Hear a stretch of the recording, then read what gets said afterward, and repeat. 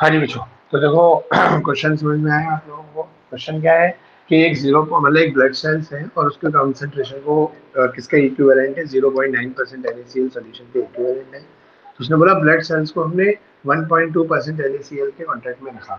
ठीक है नहीं। तो 1.2 ब्लड सेल्स को रखा जाए इसके रखा तो मतलब ये कंसेप्ट मतलब आप ये कह सकते हैं कि आपको इनडायरेक्टली ब्लड सेल्स की कंसेंट्रेशन दे रखी है। एक कंडीशन तो ये है, कंडीशन नंबर 1, और एक कंडीशन नंबर 2। ठीक है। आपने एक सॉल्यूशन आपको क्या दे रखा है बेटा 0.4% NaCl। क्लियर। तो देखो हमारे पास क्या होता है, जो ऑस्मोसिस होती है, ऑस्मोसिस में हमेशा सॉल्वेंट के मॉलिक्यूल मूव करते हैं है ना, थ्रू सेमी परमिएबल मेम्ब्रेन, चाहे इधर से इधर करे चाहे इधर से इधर करे। ठीक है। हाँ बोलो। तो बेटा ये तुम्हारे नेटवर्क का इश्यू होगा क्या, और बच्चों को भी मेरी वीडियो नहीं दिख रही बेटा? है वरुण, मेरी वीडियो आप लोगों को दिख रही है कि नहीं? हाँ तो लकी से ये आपकी तरफ नेटवर्क इश्यू होगा। ठीक है नहीं।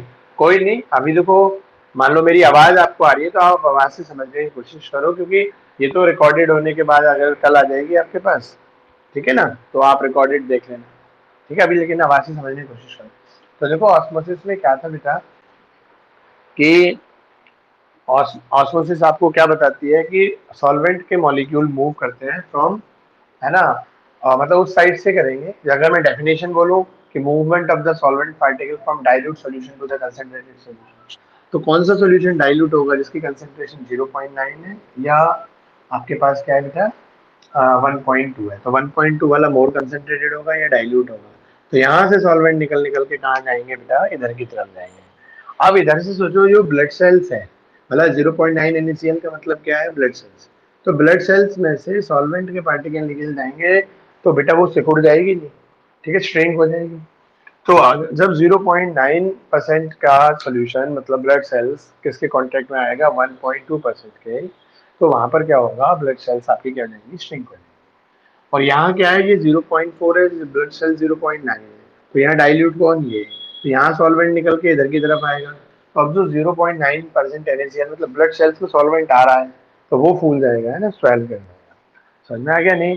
तो इस तरीके से यहाँ पे जब ब्लड सेल्स 0.4% सोल्यूशन के कांटेक्ट में रहेगा तो ब्लड सेल्स स्वेल करेंगे, वहां से सॉल्वेंट, सीधा सा फंडा, डेफिनेशन अप्लाई हो रही है बेटा। ठीक है ना? हाँ जी लकी साहब, समझ में आया? चलो और बताओ तो अभी बेटा देखो, जैसे क्वेश्चन नंबर ये हमारे स्टार्ट हो रहे थे 43 से, शुरू में कुछ थ्योरी के क्वेश्चन थे, है ना, 43 to 50 हमारे बेटा सारे थ्योरी के क्वेश्चन हैं। तो मुझे नहीं लगता इसमें तो कोई ऐसा इशू आया होगा, क्योंकि ये तो थ्योरी बेस्ड है, सिंपल सिंपल। ठीक है। इसके बाद हमारी ये न्यूमेरिकल, वैसे देखो ये भी थ्योरी बेस्ड ही है जो अभी जो आपने पूछा, बाकी बीच में न्यूमेरिकल्स के हैं। तो आप मुझे बताओ बेटा, जो मैंने आपको ये असाइनमेंट भेजा था, इसमें क्वेश्चन नंबर 60 तक अगर किसी बच्चे को भेजना है, ठीक है नहीं, तो मतलब सॉरी भेजना कह रहा हूँ, क्वेश्चन नंबर 60, 43 to 60 अगर किसी को कुछ पूछना हो तो बताओ, किसी भी बच्चे को कोई क्वेश्चन पूछना हो अप टू 60 तक। और बेटे देखो ये करना टाइम टू टाइम, क्योंकि देखो पिछले साल जिन बच्चों ने ये ऑनलाइन क्लासेस के टाइम पे काम नहीं किया ना, स्कूल में मैं सही बता रहा हूँ उनको, मतलब उनको कुछ आता ही नहीं था। बहुत सारे बच्चे ऐसे हैं, है ना, उन्होंने जो ऑनलाइन क्लासेस का काम ही नहीं किया घर पे। ठीक है नहीं। अब और अब देखो मैं आपको देखो पहले ही चीजें बता रहा हूँ, अभी ये मई का महीना खत्म होगा नहीं, मई जून तक चलेगा तुम्हारा ये ब्लैक फंगस का ड्रामा। सही है नहीं, ये ब्लैक फंगस चलता रहेगा। ब्लैक फंगस खत्म होने के नाम खत्म नहीं होगा, फिर बच्चों का स्ट्रेन चालू हो जाएगा। तुमने कल न्यूज में खूब सुना होगा, सिंगापुर और ये वगैरह वगैरह। तो मुझे नहीं लगता, आप सोचो पिछले साल तो एक सिंपल एक वायरस था, अब की बार वाले वायरस के स्ट्रेन समझ में नहीं आ रहे अब तक। तो इसी बात पे लड़ाई है, इंडियन वेरिएंट और इंग्लैंड ब्रिटेन वेरिएंट, समझ में आ रही है मेरी बात? तो वायरस पहले से ज्यादा खतरनाक पॉइंट।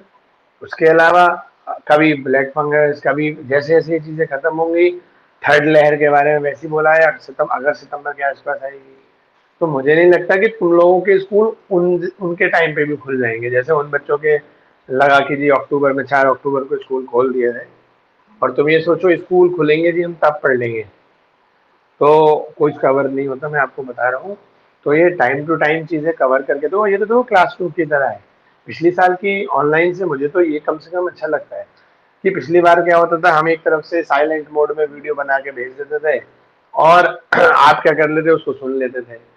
इस क्लास में जब पढ़ते हैं बेटा तो एक इंस्टेंट डाउट्स आते हैं, है ना। जैसे यहाँ पर मान लो मैंने टॉपिक कवर कर दिया तो मैं आपसे पूछ लेता हूँ, ठीक है नहीं, इस न्यूमेरिकल को मैंने करा दिया, इस न्यूमेरिकल में किसी बच्चे को समझ में नहीं आया हो तो पूछ लो, ठीक है। तो जिसको पूछना होता है पूछ लेता है, तो इसको नहीं पूछना वो शांति बैठे रहते हैं। तो यहाँ भी शांत बैठे हो, मैंने सवाल करने को दे दिया आपको, क्वेश्चन दिए करने को, आप वो भी नहीं करो। क्वेश्चन भी मैं कौन से दे रहा हूँ, मैं तो केवल 10 साल के बोर्ड के सवाल दे रहा हूँ, मैं तो कोई फालतू के सवाल नहीं दे रहा कि मैंने प्रदीप की एक्सरसाइज का या जीआरपी का और इसका फोटो खींच के भेज दूं। तुम लोग भले ही मुझसे पूछते रहते हो कि तुम में से जो 2-4 लोग पढ़ने वाले बच्चे हैं वो भले ही मुझसे इधर उधर के क्वेश्चन पिछले साल तो 11th में ज्यादा पूछते थे, अब वो इस टाइम नहीं पूछ रहे। तो बेटा मेन मैं बता रहा हूँ, आप क्वेश्चन में फोकस रहो। पहले तो उस चैप्टर के 10 साल के बोर्ड के सवाल निपटाओ, 10 ईयर जो बोर्ड में आए हुए हैं, जिससे तुम्हें ये लगेगा कि हाँ जी मैंने बोर्ड का सवाल कर लिया, ऐसे क्वेश्चन आते मेरे पे हो जाएंगे, बस आपका ही कॉन्फिडेंस बूस्टअप होगा। और इतनी प्राइवेट पब्लिकेशन की बुक में इतने बड़े बड़े लेवल के सवाल दे रखे होते हैं जो आपके बोर्ड एग्जाम में नहीं आते, समझ में, उसे करते रहते हो आप और कर करके फिर परेशान होते रहोगे कि मुझे पे नहीं हो रहा। तो इसलिए आप इन क्वेश्चंस को बेटा टाइम टू टाइम करो, नहीं तो बहुत पछताओगे, मैं आपको बता रहा हूँ। और मुझे नहीं लगता आपका स्कूल दीपावली से पहले खुल जाएगा, और यही एक आध बार बीच में खुल गया देखना, फिर 10-15 दिन फिर अगली तो बच्चों की बता रही है, और स्कूल में छोटे बच्चे तो पढ़ने आते हैं। अब वो छोटे तुम ये मत कहना जी हम तो बड़े बच्चे, वो बच्चा बच्चे ही है 18 साल से नीचे वाले ही पे। जब चीजें आएंगी ना तो वो आएगा अगस्त सितंबर में, फिर 1-2 महीने वो चलेगा, क्या स्कूल खुले कुछ ना खुलने में, समझ में आया नहीं। तो इसलिए थोड़ा सा अपना एक मतलब मेरे कहने का टाइम टू टाइम इनको पढ़ना है। हाँ 60 से 70 के बीच बताओ बच्चों किसे आपको कोई न्यूमेरिकल पूछना हो, 60 to 70। 52 का सेकंड पार्ट, देखो वो कह रहा है elevation of the boiling point of one capital M मतलब मोलर, ठीक है, KCl solution is nearly double than that of the one molar sugar solution. देखो बेटा मैं आपको इसकी हिंट दूं, आप एक बार हिंट से घर पे करने की कोशिश करोगे, मैं कराऊं या मैं उससे मतलब उसकी जगह तुम्हें बता देता हूँ, है ना। आप करके देखना, हो जाए तो अच्छी बात है, नहीं हो तो मैं कल वीडियो में कल करा दूंगा, ठीक है ना, क्योंकि एक बार आप में क्वेश्चन करने की टेंडेंसी आएगी। देखो elevation in the boiling point या फ्रीजिंग पॉइंट जो भी होते हैं बेटा, इसमें हमें जरूरत पड़ती है किसकी, मोलैरिटी की, स्मॉल एम की, ठीक है बेटा। लेकिन इसमें हमें KCl सॉल्यूशन की क्या दे रखी है और शुगर सॉल्यूशन की बेटा मोलैरिटी दे रखी है, क्लियर है। तो आप मोलैरिटी के बेसिस पे, जैसे 1 मोलर है तो यहाँ आप 1 मोलैरिटी दे रखी है, देखो मास ऑफ सॉल्यूट, इसका मीनिंग 1 मोलर, इसका 1 मोलर KCl का मीनिंग क्या है बेटा, इसका मीनिंग यही तो है 1 mole KCl is present in 1 litre of the solution. और 1 मोलर शुगर सॉल्यूशन से मीनिंग क्या है कि 1 mole sugar is present in 1 litre of the solution. तो यहाँ से आपके पास मोल्स ऑफ सॉल्यूट आ गए, मतलब मोल्स ऑफ KCl और मोल्स ऑफ शुगर आ गए। और मोल से आप क्या निकाल सकते हो, मास निकाल सकते हो कि जो आपके पास एक KCl का सॉल्यूशन है उसमें KCl कितने ग्राम है। आप शुगर का निकाल सकते हो कितने ग्राम है बेटा, ये निकाल सकते हो आप, क्लियर है। तो इस तरीके से देखो आपके पास हमारे पास क्या आ गई, ये चीज आ गई, क्लियर है। अब यहाँ पे क्या होता है बेटा, जो हमारे पास ये जो आया elevation in the boiling point, ठीक है, इज नियरली डबल।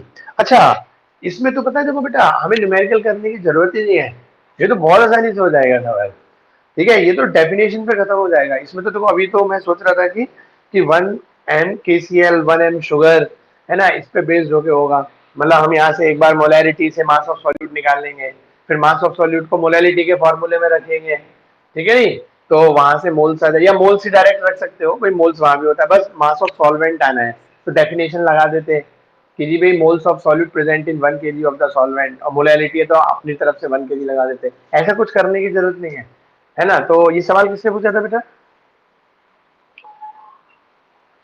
हाँ अब आप मेरी कुछ बातों को मैं आपसे पूछ रहा हूँ वो बताना कि कॉलिगेटिव प्रॉपर्टी की डेफिनेशन क्या है।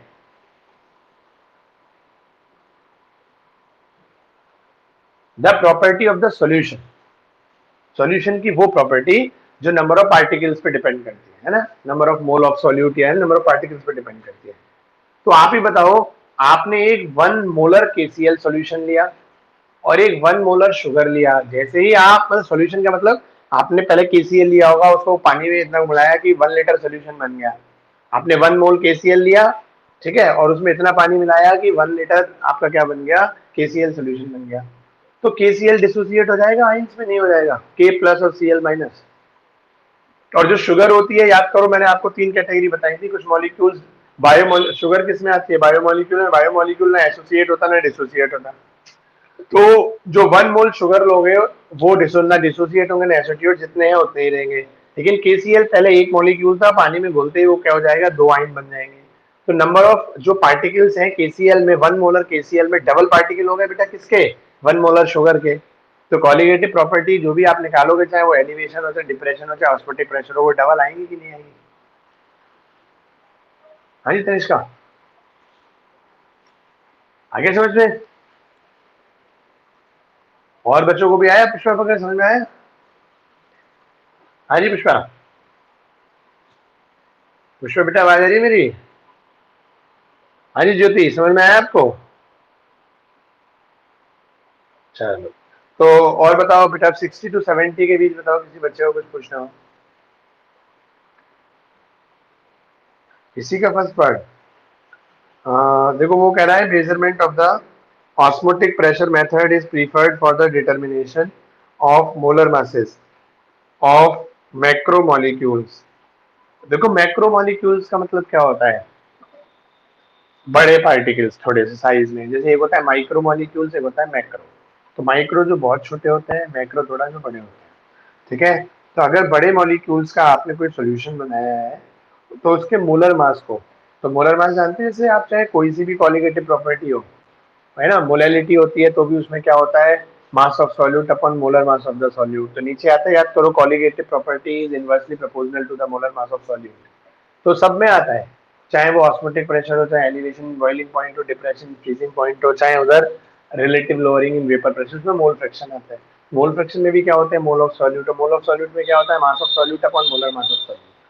तो वो ये कहना चाह रहा है कि अगर हमारे पास मैक्रो मॉलिक्यूल्स है बेटा, तो अगर और उन मैक्रो मॉलिक्यूल जो सॉल्यूट है उसका जिसका सोल्यूशन बनाया है, अगर वो मॉलिक्यूल्स मैक्रो हैं, साइज में थोड़े से बड़े हैं, तो अगर ऐसे मॉलिक्यूल्स का मोलर मास पता करना होता है, तो ऐसे में जो ऑस्मोटिक प्रेशर होता है वो एक, है ना, प्रीफर्ड मेथड है। मतलब हम, और साथ में क्या लिख रहा है, such as protein in polymer.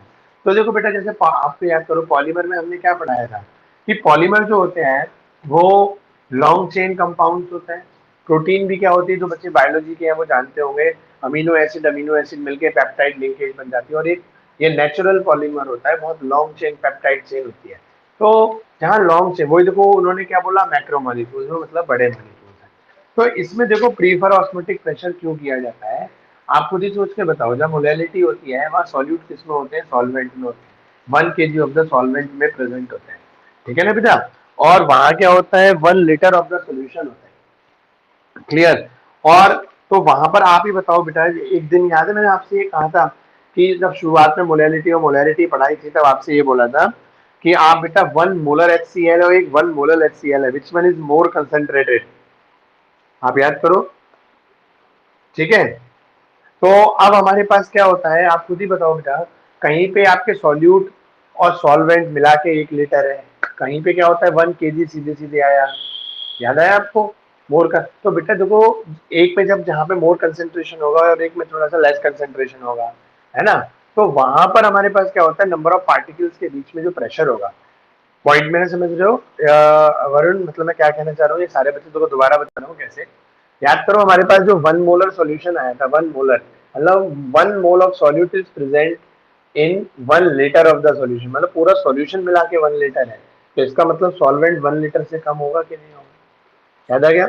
और 1 मोलर सोल्यूशन में क्या था कि 1 kg सॉल्वेंट में, और आप जानते हो 900 kg बराबर 1 लीटर होता है। तो जो 1000 kg होगा, मतलब 1000 ग्राम होगा, जब 900 ग्राम बराबर 1 लीटर है, तो 1000 ग्राम तो मोर देन 1 लीटर होगा। तो जो मोलैलिटी होती है उसमें वही सॉल्यूट, है ना, मोर देन 1 लीटर सॉल्वेंट में है। समझ में आया कि नहीं, सॉल्वेंट वैसे तो 1 kg है सॉल्वेंट, लेकिन 1 kg को जब कन्वर्ट करोगे तो वो 1 लीटर से ऊपर हो जाएगा। तो एक जगह तो बेटा वही सॉल्यूट के पार्टिकल, उतने ही पार्टिकल 1 लीटर से ज्यादा सॉल्वेंट में है। और एक बार क्या है, जो मोलैरिटी है उसमें 1 लीटर से कम है, क्योंकि सॉल्यूट प्लस सॉल्वेंट दोनों मिला के 1 लीटर है। तो सॉल्वेंट 1 लीटर से कम है, तो वो मोर कंसेंट्रेटेड है। और वो क्या है बेटा आपके पास, लेस कंसेंट्रेटेड है। तो आप ही बताओ, जहाँ कंसेंट्रेशन में वेरिएशन होता है वहां पे ऑस्मोसिस बहुत आसानी से होती है, नहीं? समझ में आया नहीं? जब कंसेंट्रेशन में वेरिएशन आएंगे, और जब कंसेंट्रेशन के जो वेरिएशन आएंगे, इस वजह से वहां पे ऑस्मोसिस प्रेशर के थ्रू हम आसानी से उस क्वालिटेटिव प्रॉपर्टीज में डिफरेंस आसानी से देख सकते हैं। Clear point? तो ये एक बेसिक फंडा होता है, समझ में आएगा नहीं? चलो मैं देखो इसका आंसर जो है वो एक बार पढ़ के बताता हूँ आपको क्या दे रखा है, उसको देखो कुछ डिफरेंट होगा तो रिलेट करेंगे।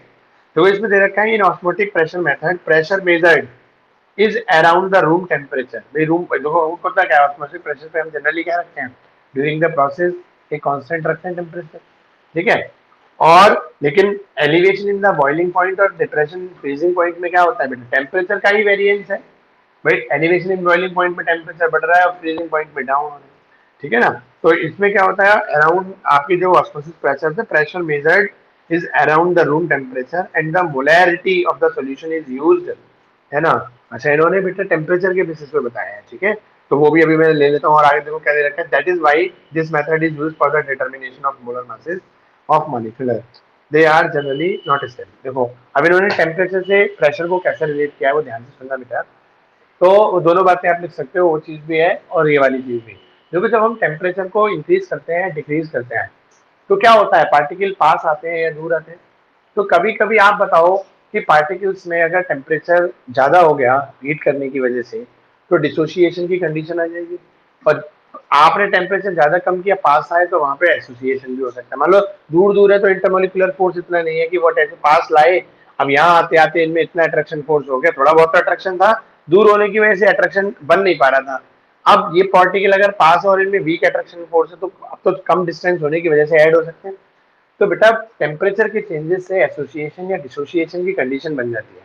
और जहाँ एसोसिएशन या डिसोसिएशन बनता है वहां बेटा आप सोचो मॉलिक्यूल एसोसिएट हो जाए या डिसोसिएट हो जाए तो उनका जो मॉलिक्यूलर मास होगा वो आप ही मुझे बताओ वो एबनॉर्मल मॉलिक्यूलर मास बन जाएगा कि नहीं बन जाएगा? एसोसिएट होने की वजह से या डिसोसिएट होने की वजह से वो क्या बन जाएगा आपके वो। और लेकिन जो प्रोटीन होती है पॉलीमर होता है उसमें ना एसोसिएशन ना डिसोसिएशन है। तो इस वजह से इन्होंने देखो वो कंडीशन दिया है। क्लियर? और देखो वैसे जब उसने बोल ही दिया मैक्रोमोलिक्यूल है तो इन्होंने जो ऊपर रीजन दिया है मुझे लगता है वो इतना सुटेबल नहीं लग रहा। क्योंकि देखो मैक्रोमोलिक्यूल जो होते हैं या बायोमोलिक्यूल जो होते हैं, पॉलीमर प्रोटीन जो होते हैं उस पर तो ना एसोसिएशन हो रहा ना डिसोसिएशन हो रहा, क्या फर्क पड़ेगा उस पर? कोई फर्क नहीं पड़ेगा, ठीक है नहीं? लेकिन हाँ अगर कंसेंट्रेशन के वेरिएशन है तो प्रेशर ऑस्मोटिक प्रेशर में तो चेंजेस आते हैं, हम आसानी से वो ऑस्मोटिक प्रेशर का चेंज पता कर सकते हैं और आसानी से फिर वो हम मोलर मास पता कर सकते हैं। ठीक है, तो आप दोनों बातें लिख सकते हो इसमें, ठीक है? चलो बेटा, अच्छा इधर सुनो, एक हम क्या काम करते हैं कि कल जब हमने दूसरी टाइम बुलाया था तो केवल 7 to 8 स्टूडेंट्स ही थे मुश्किल से, ठीक है? बाकी बच्चे नहीं आए थे, क्यों नहीं आए वो उन्हें पता होगा। तो जो कल मैंने एक न्यूमेरिकल ऐसा कराया था जिसमें आई अल्फा और डिसोसिएशन कांस्टेंट तीनों चीजें थी, ठीक है?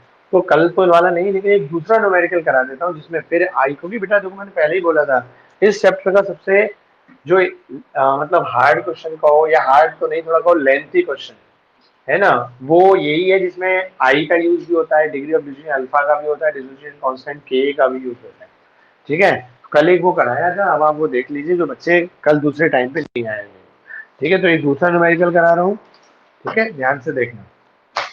और उसमें देखो बेटा एक फैक्ट वही काम आएगा न्यूमेरिकल में, तो पहले वो आप देख लो जो फैक्ट काम आना है। कि जैसे उस दिन याद करो हमने क्या कराया था, CH3CH2CHCl COOH, याद आ गया? तो उस दिन क्या कंडीशन थी बेटा, इन जनरल क्या होता है अगर ये नहीं होता है तो इनमें हमारे पास बेटा एसोसिएशन हो जाता है, ठीक है? CH2 CH2 CH2 CH, ये परसों वाला पॉइंट है जो परसों भी लास्ट टाइम पे आया था, तो समझ लो आप ध्यान से। तो देखो क्या होता है, मैंने उस दिन मैकेनिज्म बताई थी आपको कि बेटा ये पाई बॉन्ड टूटता, ये जैसे इन जनरल अभी कार्बोक्सिल लेके ये भी कार्बोक्सिल लेके है, ये क्या रखता है बेटा, देखो ये कार्बन चेन प्लस इफेक्ट रखता है, इलेक्ट्रॉनों को इधर की तरफ पुश करता है, ठीक है? ये पहले पार्शियली खींच रहे हैं 2 डेल्टा नेगेटिव 2 डेल्टा पॉजिटिव, ये ऑक्सीजन इसके भी खींच रहा है ये इसके भी खींच रहा है, इसलिए 2 डेल्टा नेगेटिव इस पर डेल्टा पॉजिटिव, आगे समझ में? ये सब डेल्टा डेल्टा रहते हैं। ऐसे यहाँ भी देखोगे तो आपके पास क्या है, ये H पे पॉजिटिव इस पे नेगेटिव इस पे 2 डेल्टा नेगेटिव, क्योंकि ये ऑक्सीजन क्या है बेटा इनके इलेक्ट्रॉनों को इस पे क्या है 2 डेल्टा पॉजिटिव, याद आ गया? इस ऑक्सीजन पे 2 डेल्टा नेगेटिव। तो ये पाई बॉन्ड टूटता बेटा, ये पाई बॉन्ड जब टूटेगा इलेक्ट्रॉन इधर आएंगे तभी तो ये कंप्लीट प्लस बनेगा। लेकिन यहाँ क्या होता है कि जब तक ये पाई बॉन्ड टूटता उससे पहले ही इसके डाइपोल्स के बीच में एक अट्रैक्शन डेवलप हो गया। क्लियर है पॉइंट? लेकिन यही काम क्या हुआ, मतलब पाई बॉन्ड टूटता तो ये तो कंप्लीट प्लस बन जाता है, लेकिन वो पाई बॉन्ड टूटने से पहले ही ये डेल्टा डेल्टा आपस में जुड़ गए। लेकिन देखो बेटा क्या हुआ कि हमारे पास अगर इसी जगह यहाँ पे एक Cl आ गया, H को रिमूव रिप्लेस करके सब्स्टिट्यूट करके एक Cl आ गया, तो कंडीशन क्या हो गई बेटा, देखो तब हमारे पास कंडीशन क्या बन गई कि HOC डबल बॉन्ड OCHCl है ना, CH2 और CH3। तो बेटा देखो कंडीशन क्या हुई, वही सेम काम यहाँ है, to delta negative to delta positive to delta negative, ये इसके भी खींच रहा है और इसके भी खींच रहा है। क्लियर? ये ऑक्सीजन इसके भी जो टू डेल्टा नेगेटिव हो गया, इस पे डेल्टा पॉजिटिव, ये दोनों ऑक्सीजन इसके खींच रहा है तो to delta negative. Same condition देखो ऊपर वाले की तरह ही बनी। लेकिन क्या हुआ, इस Cl भी और नेगेटिव होने की वजह से जब इसने खींचा तो ये प्रेशर इधर का आया। अब ये आप देखो इस कार्बन पे क्या हुआ, एक ऑक्सीजन इधर खींच रहा है अपनी तरफ, एक कार्बन इधर खींच रहा है, अपोजिट डायरेक्शन के फोर्स हो गए। और जहां बेटा अपोजिट डायरेक्शन का फोर्स होता है और ये पाई बॉन्ड क्या होता है, वीक होते हैं, तो ये अपोजिट डायरेक्शन की खींचाखाची कि भाई ये कार्बन के 2 इलेक्ट्रॉन ऑक्सीजन के थ्रू पुल किए जा रहे हैं और इधर एक कार्बन से पुल किया जा रहा है, अपोजिट डायरेक्शन का पुल है, तो ये पाई बॉन्ड क्या हो जाता है, ब्रेक कर जाता है। ब्रेक करते ही क्या होता है, अब भाई देखो ये ऑक्सीजन थे, ऑक्सीजन का इलेक्ट्रॉन ऑक्सीजन पर है, कार्बन का इस पे आ गया, तो क्या हुआ, अब इस पे तो नेगेटिव बन गया, अब ये डेल्टा हट गया और डेल्टा की जगह ये कंप्लीट प्लस और कंप्लीट माइनस बन गया। समझ में आया? ये चीज समझ में आई आप बच्चों को बेटा कि एक Cl के आ जाने की वजह से, क्लियर, जब अपोजिट डायरेक्शन का फोर्स लगा तो जल्दी से पाई बॉन्ड टूट गया। अब जब तक ये डाइपोल बन पाते बेटा, जब तक ये डाइपोल बन, जैसे यहाँ पे देखो इसका ऑक्सीजन और इसके हाइड्रोजन, इसके ऑक्सीजन इसके हाइड्रोजन के डाइपोल्स के बीच में फोर्स बना तो डाइमराइजेशन हुआ।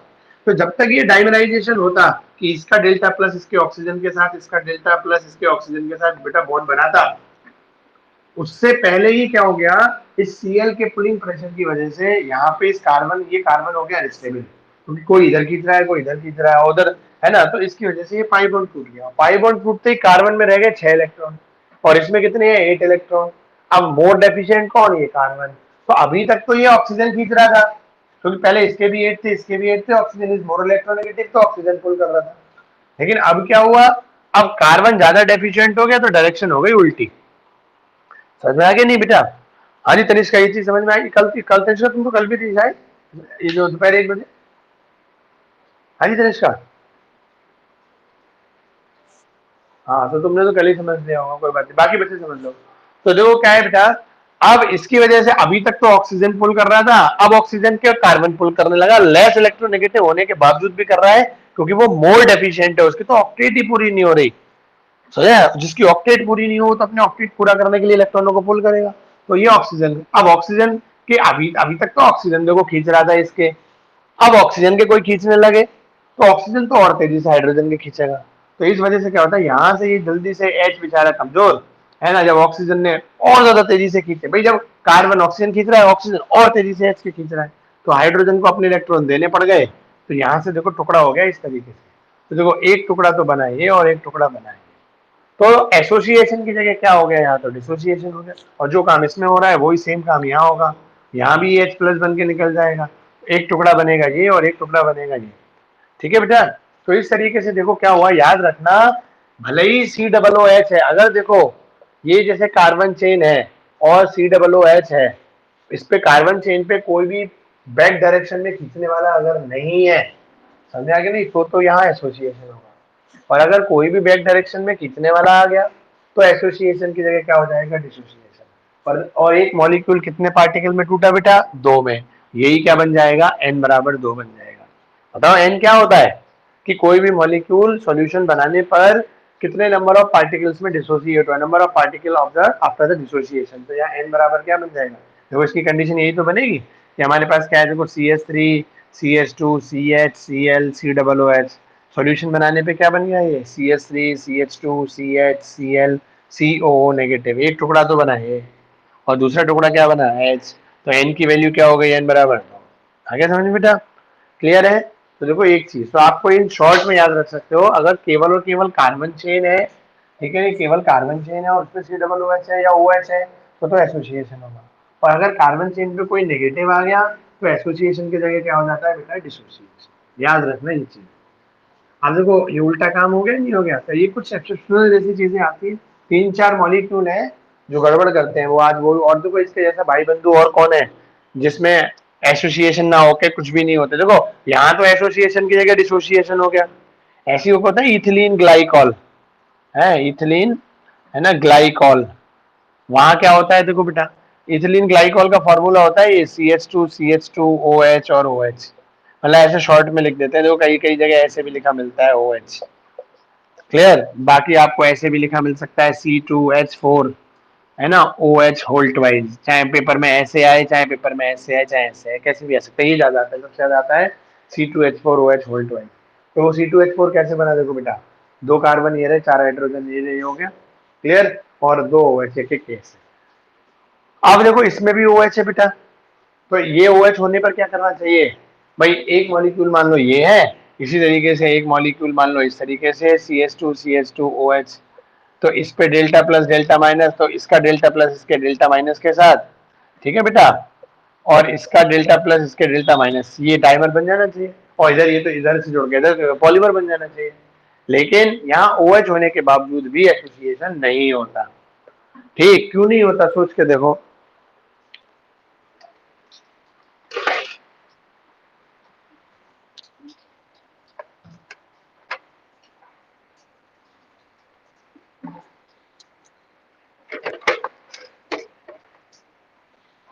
हाँ जी बच्चों,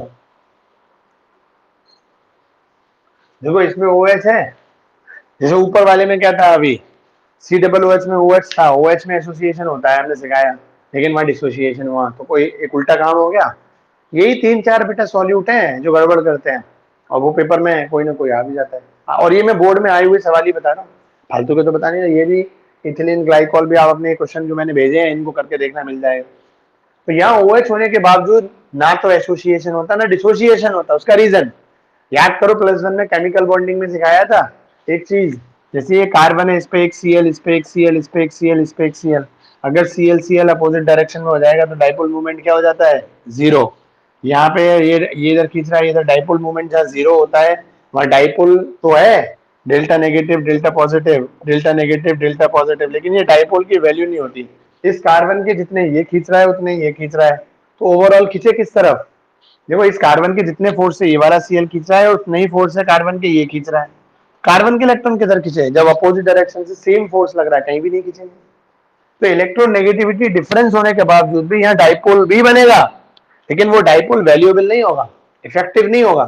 तो वो ही काम यहाँ है, ये OH और ये OH, ये इस कार्बन पे ये इस कार्बन पे, दोनों अपोजिट डायरेक्शन।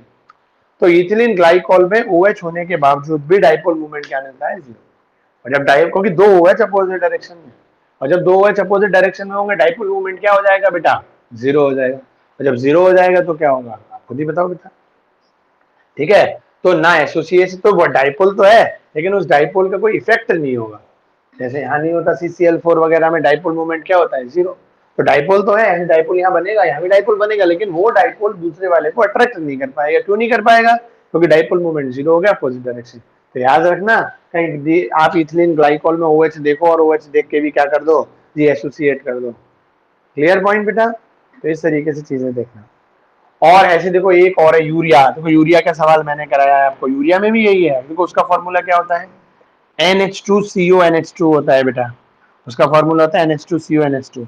तो वैसे NH2 में हाइड्रोजन बॉन्डिंग होती है नहीं होती बेटा, देखो आप स्ट्रक्चर देखो, NH, हाइड्रोजन बॉन्डिंग की डेफिनेशन क्या है, जब हाइड्रोजन फ्लोरीन से जुड़े, ऑक्सीजन से जुड़े या नाइट्रोजन से, तो यहाँ पे डेल्टा नेगेटिव बनेगा, इस पर डेल्टा पॉजिटिव, इस पर डेल्टा पॉजिटिव, समझ आया नहीं। और इसमें भी ये खींचेगा तो डेल्टा पॉजिटिव, और बेटा delta positive to delta negative.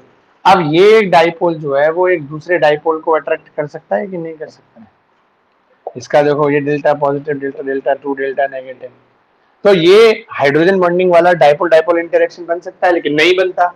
Same reason, जैसे यहाँ पे 2 OH थे बेटा, देखो यहाँ पे 2 NH2 है, तो डाइपोल्स तो हैं और स्ट्रॉन्ग डाइपोल भी होने चाहिए हाइड्रोजन बॉन्डिंग वाले, लेकिन इस C डबल बॉन्ड होकर अपोजिट डायरेक्शन के हो गए, और इसमें भी डाइपोल है वैसे, लेकिन अपोजिट डायरेक्शन के डाइपोल हो गए, एक NH2 इधर एक NH2 इधर, तो यहाँ पे भी ना एसोसिएशन होता ना डिसोसिएशन होता। तो देखो यूरिया और इथिलीन ग्लाइकॉल ये एक्सेप्शनल केस वाले हैं कि इनमें डाइपोल होने के बावजूद भी एसोसिएशन नहीं होता है इथिलीन ग्लाइकॉल में और यूरिया में, और दोनों ही आपके बोर्ड में आए हुए हैं क्वेश्चन में, ध्यान रखना। और एक चीज वो कि वो हमारे जो कार्बोक्सिलिक एसिड है, अगर कार्बन चेन पे कोई नेगेटिव आ गया बेटा तो एसोसिएशन होना चाहिए, लेकिन एसोसिएशन ना होकर डिसोसिएशन। ये तीन ही केस हैं जो आपको एक्सेप्शनल की तरह ट्रीट करने हैं, मतलब समझ में आया नहीं? और क्यों करते हैं मैंने एक्सेप्शनल, क्यों मैंने उसका रीजन आपको बता दिया। ठीक है बच्चों, आप देखो जल्दी से, जो हमारे पास 10 मिनट बचे हैं, नहीं 10 मिनट तो नहीं, टाइम तो वैसे हो गया 9-10, आपके इंग्लिश के पीरियड में 10 मिनट बचे हैं। ठीक है, चलो कोई बात नहीं, मैं एक न्यूमेरिकल बस आपको पॉइंट पॉइंट 5-7 मिनट में केवल डेटा लिखूंगा और बस कैसे कैसे करना है वो आपको बताऊंगा।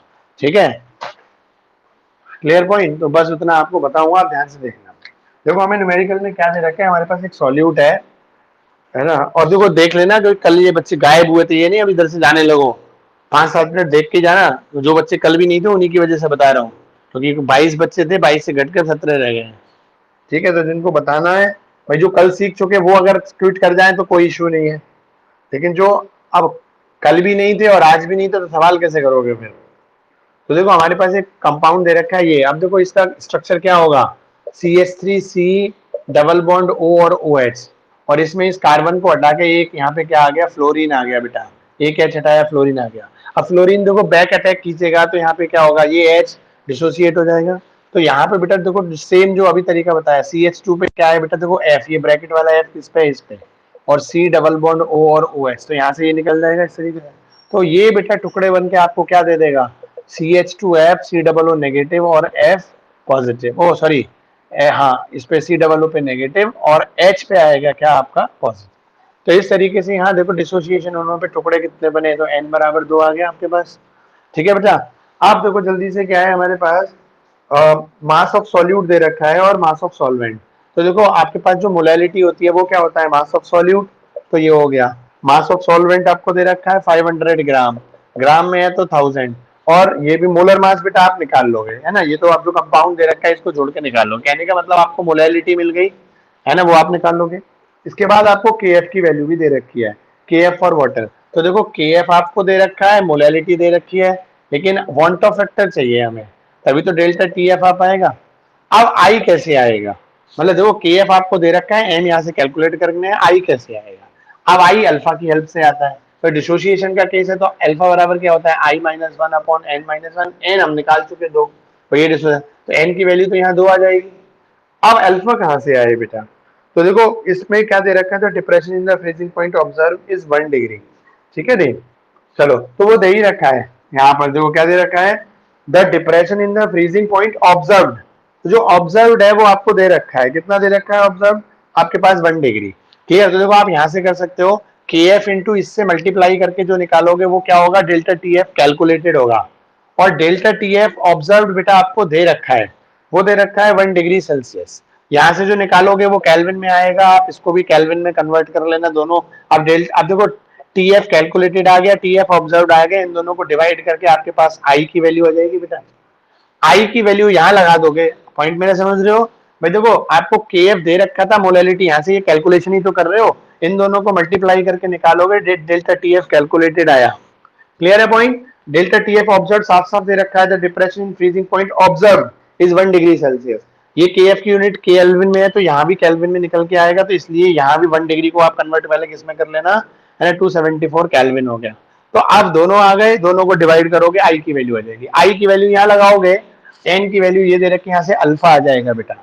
ठीक, और हमें डिसोसिएशन कांस्टेंट भी बताना है, कैलकुलेट द, देखो वांट ऑफ फैक्टर बताना था, calculate the want of factor, वो ये आ गया, और क्या बताना है, डिसोसिएशन कांस्टेंट। तो देखो डिसोसिएशन कांस्टेंट बराबर क्या होता है, C alpha square minus 1 minus alpha. तो देखो वांट ऑफ फैक्टर बताना, वो तो इससे आ गया हमारे पास आई की वैल्यू लगाई, एन की वैल्यू लगाई, तो अल्फा आया, वो अल्फा यहाँ लगा दोगे तो आपके पास अल्फा और आई आ गया। सी क्या होती है याद करो, मैंने कहा इन सवालों में सी वो कंसेंट्रेशन होती है। अब यहाँ मोलैलिटी आएगी, तो यहाँ जो मोलैलिटी आपकी यहाँ से निकल के आएगी ये सी की जगह लगा दोगे, अल्फा जो यहाँ से निकल के आएगा वो यहाँ, तो सवाल सॉल्व हो जाएगा। ठीक है बेटा, तो देखो इस तरीके से हमारे ये क्वेश्चन है। क्लियर, देखो यहाँ से ये क्या है, ये मोलैरिटी तो सी है, ये वैल्यू यहाँ लगाई, इन दोनों को डिवाइड करने से आई निकल के आई यहाँ लगाया, ये एन आया। ठीक है बेटा, तो ये अल्फा है, अल्फा यहाँ लगाया, हो गया सॉल्व। क्लियर है पॉइंट, हाँ जी, जरा जल्द बताओ, ये जल्दी जल्दी में हुआ है लास्ट वाला। ठीक है, एक बार वीडियो को दोबारा आप आराम आराम से देख लेना घर पे, या अभी भी मुझसे जो बच्चे पूछने, जिनको आ गया वो क्विट करके जा सकते हो। ठीक है, जिनको हो गया वो क्विट करके जाओ, लेकिन जो अभी लास्ट में बताया, जिन बच्चों को डाउट हो वो रुक जाओ, वो 2 मिनट में पूछ के फिर अपनी इंग्लिश की क्लास में चले जाओ। हाँ जी बच्चों, हेलो। हाँ जी बच्चों, बताओ जल्दी से, कुछ पूछना है इसमें? ये आपके एनसीईआरटी का ही क्वेश्चन है, जो मैंने जो कल भी जो ऐसा कराया वो भी एक एनसीईआरटी वाली बुक वाला कराया था, आज भी जो कराया। जिनको कोई प्रॉब्लम नहीं है ना बेटा, वो आप क्विट करके इंग्लिश में जाओ। और आज भी जो कराया है ये भी एनसीईआरटी की बुक का ही है। ठीक है ना बेटा, तो आप एक बार ये एनसीईआरटी के बुक के क्वेश्चन दे रखे हैं उसमें, तो करके देखोगे तो ये भी मिल जाएगा और कल वाला भी मिल जाएगा। ठीक है, इसमें आई निकालना था और के निकालना था। आई हमने भाई ये दे रखा था, ये हमने इनसे कैलकुलेट करके निकाला, इनको डिवाइड करके आई आया। तो एक पार्ट सॉल्व हुआ, दूसरा पार्ट के लिए सी चाहिए, सी ये रही, अल्फा चाहिए था, अल्फा हमने ऐसे निकाला। ठीक है ना, अब अगर जिस बच्चे को ये डिवाइड करना नहीं आएगा तो वो एन की वैल्यू नहीं निकाल पाएगा। ठीक है ना, ये छोटी छोटी पॉइंट्स होते हैं। चलो, तो हाँ जी लीना, समझ में आया बेटा? नहीं?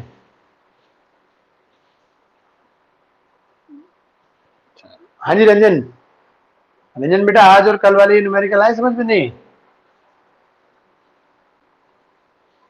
के, तो के की वैल्यू तो बेटा निकाल, के एफ की वैल्यू दे रखी है, वो 1.86 है बेटा। के एफ की वैल्यू जो इसकी बात कर रहे हैं ना आप यहाँ पे, हाँ वो दे रखी है। के एफ आप लगा दोगे 1.86, ये मोलैलिटी लगा दोगे। ठीक है ना, देखो दो दो है, एक तो के एफ है और एक के ए है, ये डिसोसिएशन कांस्टेंट है, इसकी वैल्यू तो आपसे पूछी है न्यूमेरिकल में, कैलकुलेट करवाइए। ठीक है ना, के एफ दे रखी है न्यूमेरिकल में। ठीक है, 1.86 केल्विन के जी मोल इनवर्स। ठीक है,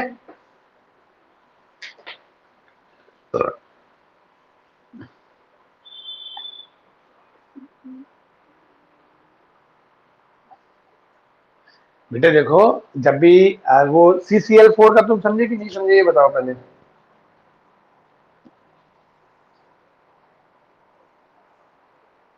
हाँ तो देखो, एक OH इस पे है और दूसरा OH दूसरे कार्बन पर है। तो एक OH इस कार्बन पे जो प्रेशर बनाएगा, सोचो, मतलब हमारे पास क्या है, OH खींचने की टेंडेंसी रखता है, वो इस वाले कार्बन के खींच रहा है। देखो बेटा, इस तरीके से ये स्ट्रक्चर इस तरीके से है, ये OH इधर खींच रहा है और ये वाला OH इस कार्बन के खींच रहा है। आप कह रहे हो आप एक कार्बन पे तो नहीं है, तो OH के खींचने से इस कार्बन पे एक पीछे का पुलिंग प्रेशर आया, और इस कार्बन पे जब पुलिंग प्रेशर आएगा तो ये कार्बन भी तो खींचेगा, ये वाला कार्बन इस कार्बन के नहीं खींचेगा। भाई जब OH इस कार्बन के खींच रहा है तो ये वाला कार्बन फिर किसके खींचेगा? अपने बगल वाले एलिमेंट का जो भी O एटम हो। ऐसे जब ये OH इस कार्बन के खींचेगा तो ये कार्बन किसके खींचेगा? इसके। तो देखो, इन दोनों कार्बन के बीच में अपोजिट डायरेक्शन का फोर्स हुआ कि नहीं हुआ? आप कहना चाह रहे हो OH, वहां तो कंडीशन ये आप कह रहे हो दोनों ही Cl एक कार्बन पर है, तो हमने कह दिया जी इसलिए 0 है। ठीक है, अब यहां भी तो क्या है, देखो OH इस कार्बन के खींच रहा है और ये वाला OH इस कार्बन के खींच रहा है।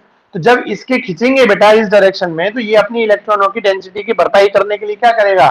ये इधर से भी खींचेगा, इधर से भी खींचेगा, इधर से भी खींचेगा। ऐसे जब इस वाले कार्बन के खींचेगा, ये इधर से खींचेगा, इधर से खींचेगा, तो ओवरऑल जो सेंटर है, उस सेंटर पे अपोजिट डायरेक्शन का फोर्स हो गया कि नहीं हो गया? हाँ जी लीना, तो इसलिए वो वहां चीज हो गई। क्लियर है पॉइंट? हाँ जी अनुज, अनुज कल 1 बजे आए? हाँ 1 बजे आए थे कल तुम? नहीं? क्यों नहीं आए 1 बजे वाली क्लास में? कहाँ चले गए थे? ओ बीमार थे, क्या हो गया?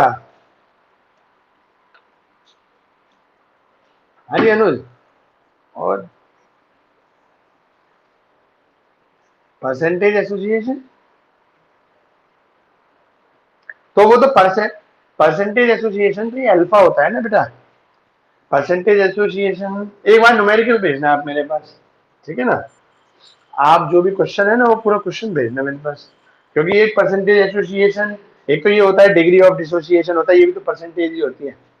जैसे डिग्री ऑफ डिसोसिएशन या डिग्री ऑफ एसोसिएशन जो होती है अल्फा, कितना परसेंट एसोसिएट हुआ है, कितना परसेंट डिसोसिएट हुआ है। ठीक है ना बेटा, एक बार आप क्वेश्चन भेजना, लैंग्वेज पढ़ के फिर मैं बता दूंगा आपको, कल बता दूंगा, है ना। ठीक है। अनुज इंग्लिश की क्लास नहीं करनी? अनुज और ये कपिल और हितेश, तो इंग्लिश की क्लास में जाओ, टाइम हो गया उधर का।